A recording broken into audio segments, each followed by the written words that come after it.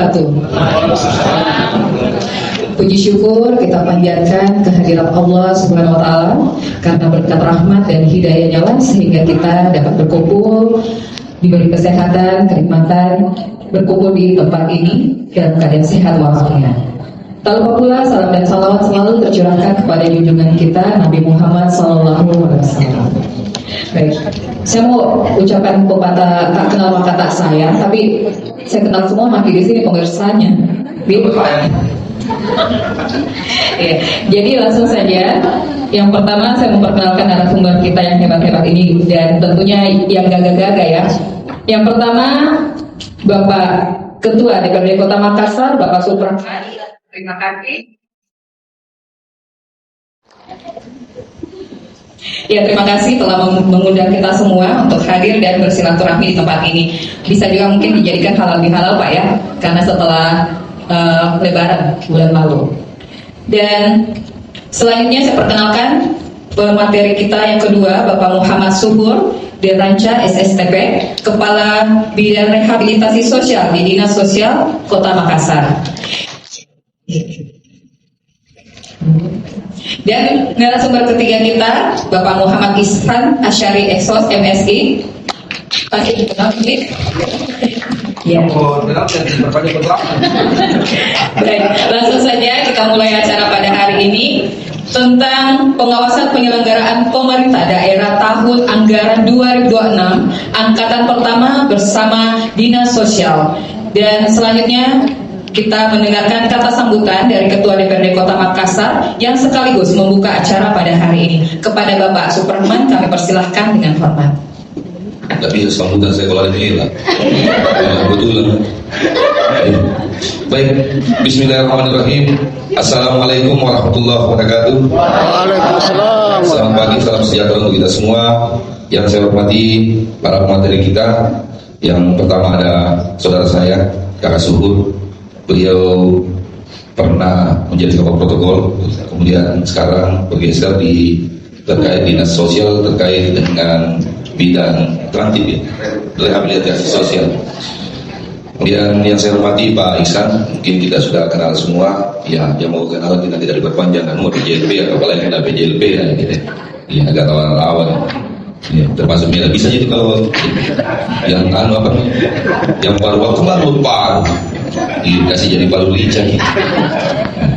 Yang saya hormati protokol kita atau MC kita, kemudian seluruh saudara-saudara saya yang insya Allah sama-sama dimuliakan Allah. Amin. Bersyukur kepada Allah dengan ucapan alhamdulillahirabbil alamin dan bersalawat kepada Rasulullah dengan ucapan Allahumma shalli ala sayyidina Muhammad wa ala sayyidina Muhammad. Bapak-bapak, ibu-ibu, saudara-saudara sekalian yang saya hormati, pagi hari ini kita melaksanakan salah satu kegiatan yaitu sosialisasi perda atau pengawasan terkait dengan penyelenggaraan pemerintahan daerah, ya khususnya di dinas sosial. Pemateri kita yang hadir ini adalah dari dinas sosial.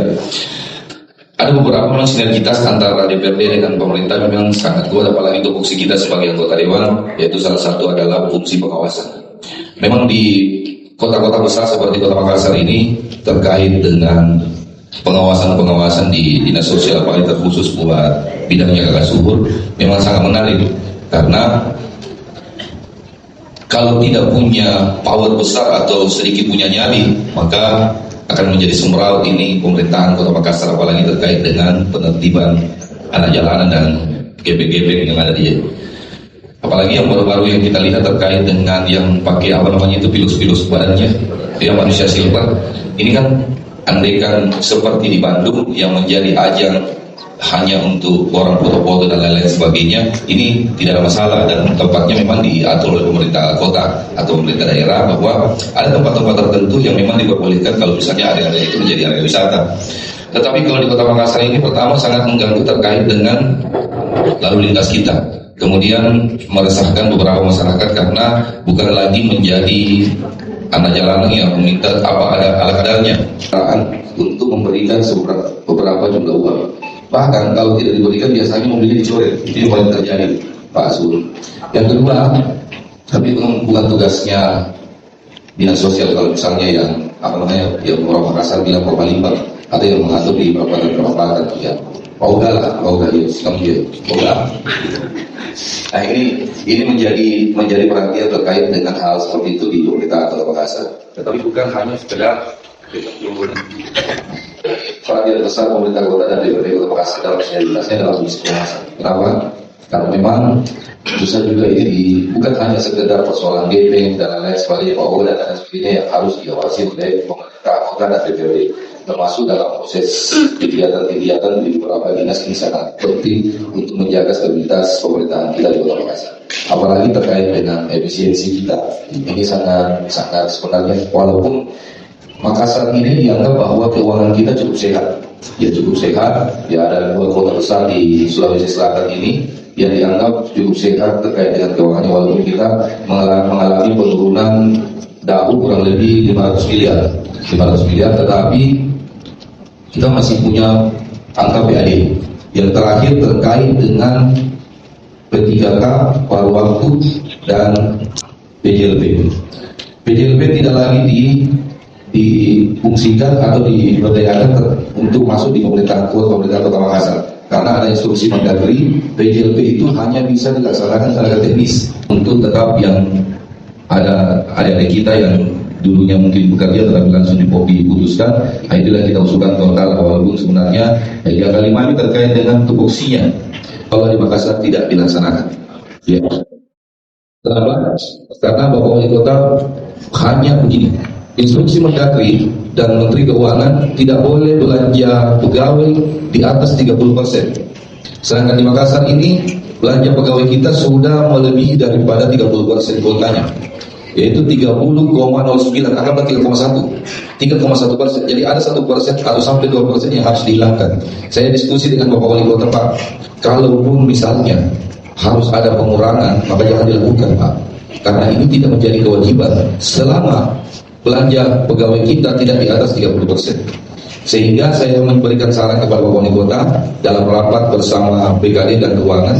Saya bilang, Pak, bisa ini Pak, diturunkan presentasinya, presentasi terkait dengan belanja pegawai. Dia bilang, bagaimana caranya? Saya bilang, pertama, diangkat PAD kita 200 miliar atau 100 miliar, maka itu akan otomatis tertutupi, atau otomatis juga itu presentasi belanja pegawai dari jumlah APBD kita menjadi kurang lebih 29,9, berarti hilang 1,1%. Atau yang kedua, mohon maaf, yang pegawai TPP yang dikurangi. Ya, TPP kita ya cukup tinggi ya di Kota Makassar, sehingga saya bilang kurangi begitu. Jangan bisa sebut TPP-nya itu yang luar biasa sekali. Kaget nanti mau sekali cepat jadi ASN. Ya ada TPP yang terima 60 juta sampai 80 juta per bulan. Ya mungkin Pak Icang ya. Ya tapi kalau Pak Suhuri ya. Jadi terkait dengan itu, Bapak Wali Kota menyampaikan insya Allah tidak akan ada pengurangan, karena saya bercermin dari Sidrap dan Palopo. Walaupun sebenarnya APBD di kabupaten mereka itu cukup tidak begitu sehat, tetapi mampu mempertahankan yang namanya P3K, paruh waktu, dan PJLP. Sehingga kita mengambil kesimpulan insya Allah untuk di Makassar ini semuanya aman, mulai dari P3K sampai dengan PJLP.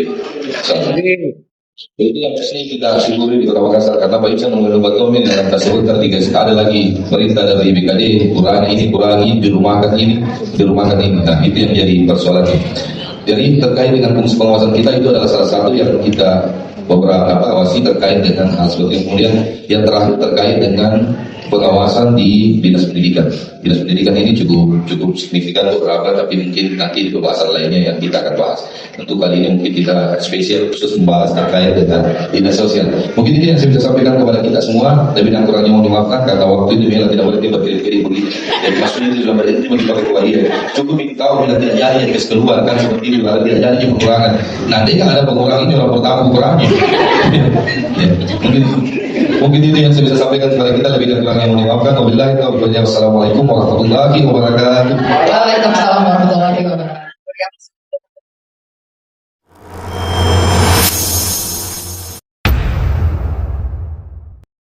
STP, Kepala Bidang Rehabilitasi Sosial dari Dinas Sosial. Kepada Bapak, kami persilakan. Baik. Assalamualaikum warahmatullahi wabarakatuh. Saya hormati Pak Ketua DPR, Bapak Supratman. Ini teman saya dan sahabat saya dari dulu sampai sekarang. Walaupun itu banyak gejolak, tapi saya tetap saudara. Yang saya hormati Pak Alisa sebagai pemateri juga, moderator, teman-teman yang hadirin yang saya hormati, yang saya banggakan. Alhamdulillah wa syukurillah wa la haula wa la quwwata illa billah. Tentunya kita panjatkan puji syukur kepada Allah Subhanahu wa taala atas rahmatnya sehingga kita dapat hadir di tempat ini walaupun sangat singkat. Dinas sosial adalah rehabilitasi sosial. Tentunya masalah-masalah sosial yang ada di Kota Makassar pasti sangat komprehensif dan cara penyelesaian masalah sosial di Kota Makassar bukan cuma dinas sosial yang harus selesaikan. Banyak elemen-elemen ataupun stakeholder yang lain yang terlibat di dalamnya. Ya, tentunya dalam perjalanan pemerintahan ini pasti ada aturan dan program yang kami jalankan. Fungsi DPR pasti sudah jelas, mereka pasti mengawasi. Dan ini saling berkolaborasi terus. Kami yang menjalankan, DPR yang mengawasi. Artinya ada program dan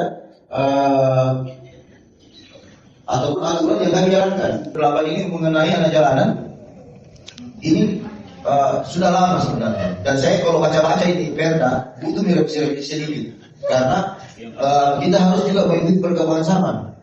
Masalah sosial yang paling pertama yang saya harus jelaskan adalah anak jalanan. Anak jalanan itu banyak kriterianya. Ada bangsa silver yang lagi marah belakang hari kemarin. Masuk perkembangan zaman, muncul lagi Nusakol, terbulan tidak satu Nusakol. Jadi masalah silver itu pengambilan uangnya juga, cara bekerjanya juga berbeda-beda. Belum lagi masuk ke anak jalanan yang pengamen, yang modusnya pengamen tapi ternyata yang pengemis. Belum lagi masuk di gelandangan pengemis. Gelandangan pengemis itu macam-macam. Banyak sekali jual kerupuk sekarang. Itu modusnya sekarang. Jual kerupuk padahal dia pengemis. Jual tisu, ya jual tisu padahal motifnya itu pengemis. Untuk memberi motif saja supaya orang kasihan, sehingga orang memberi uang. Tapi perlu disadari bahwa memang kami dari pemerintahan juga banyak kekurangan. Tapi kami juga dari sosial tidak berhenti sampai di situ. Saya fungsikan baik-baik betul itu sebagai pengawasan. Dan saya satu hari, dua kali itu patroli. Itu di jalan. Apalagi Pak Wali sudah bantu banyak mobil profesional. Ada di Losi kemarin di Anjungan itu dari Sari Batam. Itu jumlahnya 6 unit dibantukan sama saya.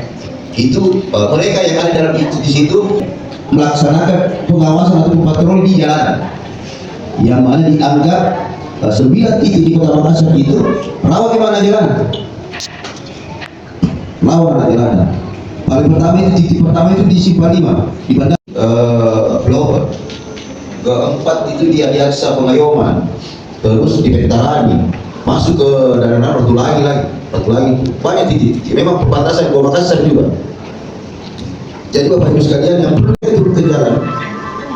Hasil asesmen kami dari dinas sosial itu memang paling mendasar adalah masalah ekonomi. Masalah ekonomi. Dan ekonomi itu macam-macam motifnya mereka juga. Ada memang yang karena memang tidak mampu sama sekali, lebih senang dengan kelompoknya. Dia tidak lebih senang tinggal di rumah dan dibandingkan dengan mereka dengan circle-nya itu turun ke jalan. Jadi banyak motif mereka turun ke jalan. Makanya pemerintah hadir di situ. Bagaimana memecahkan ini masalah? Tentunya pasti dinas sosial saya bilang tadi tidak bisa jalan luas. Tentu dibutuhkan oleh para RT RW pada pertama, keluarga, terus orang tua. Saya kenapa sebut nomor 3 orang tua? Karena penyebab mereka turun ke jalan itu ternyata rata-rata orang tuanya. Kenapa saya bilang peran paling penting adalah RT RW? Karena powernya di situ digunakan untuk segi pengawasan dan sebagai pembinaan. Mereka yang mampu mengawasi 24 jam di situ di wilayahnya. Itulah peran RT RW. Kenapa itu konsep sekarang sudah hilang? Pertama itu sebelum saya dilantik di Kepala Bidang Rehabilitasi Sosial, saya dengar di media sosial itu mungkin di sana. Saat pun tertibkan organisasi silver, betul tak? Ada itu di media sosial? Ya, saya pas dilantik itu Pak Wali itu pesan sama saya, dan itu tugas paling pertama. Dari bulan seluruh, itu manusia silver, mau mimpin Jakarta banyaknya, di Makassar. Bagaimana bisa hilang? Tapi saya bilang, Pak, saya tidak janji bisa hilang. Tapi kalau sedikit demi sedikit kita kasih ke orang untuk memperbaiki, mempertertibkan, sesuatu saya akan bisa. Nah, jadi saya 3 bulan itu tertibkan itu manusia silver. Dan alhamdulillah sekarang sudah tidak ada. Kemarin ada muncul itu waktu kita libur lebaran, 1-2 hari tidak muncul. Ada 3 orang sudah dicatat. Ternyata mereka melihat juga kita kalau kapan kita tidak ada pergerakan mereka turun. Jadi butuh memang konsisten untuk dari segi pengawasan dan butuh kolaborasi dengan RT RW. Misalnya itu ada lantai 3 yang di samping kanan. Nah, ternyata saya lihat informasi yang saya dengar juga ada bosnya, saya bilang ada bosnya ini. Mereka ini sendiri, jadi mereka itu ternyata satu keluarga turun kurung. Nah, saya cari tahu apa masalahnya. Jadi ternyata masalahnya yang paling berat itu adalah mereka itu orang tuanya ambil berdirinya dan ini di depan rumahnya. Nah, saya kolaborasi dengan kepolisian, kebetulan ada kepolisian kamu dengan saya bilang bagaimana kalau bisa Pak itu bertanya dulu. Nah, sepanjang 1 minggu di Polres dulu. Jadi saya begitu bertanya karena melakukan pengancaman dengan motif itu yang saya suruh ambil. Nah, sambil saya merugikan berapa hutangnya. Nah, itu saya memberikan solusi. Ternyata 20 juta ini sudah bayar kalau 3.700.000 berarti tinggal sekian mami. Ya, kebetulan saya dekat dengan Basnas, saya berikan ke Basnas. Karena Basnas itu kan gaji kumpul di situ terus bersakat. Nah, makanya dia Basnas saya tahu polisi agak terbatas. Saya rasa melalui HP juga, telepon juga saya siap untuk di telepon dihubungi kalau ada masalah sosial yang kita bisa selesaikan bersama-sama. Saya kasih demikian penyampaian saya, kurang lebih yang bermanfaat. Assalamualaikum warahmatullahi wabarakatuh. Ya, terima kasih kepada Bapak. Kami juga masih ingin mendengarkan ya, tapi karena ada belum Pak Ketua ada tamu yang akan diterima, jadi kita mungkin membuka sedikit dari narasumber ketiga kita, Bapak Muhammad Iksan Asyari. Pada Bapak kami persilakan. Terima kasih Ibu Moderator, yang terhormat Bapak Kepala Bidang Rehabilitasi Bapak Syur. Terima kasih atas kehadirannya. Assalamualaikum warahmatullahi wabarakatuh.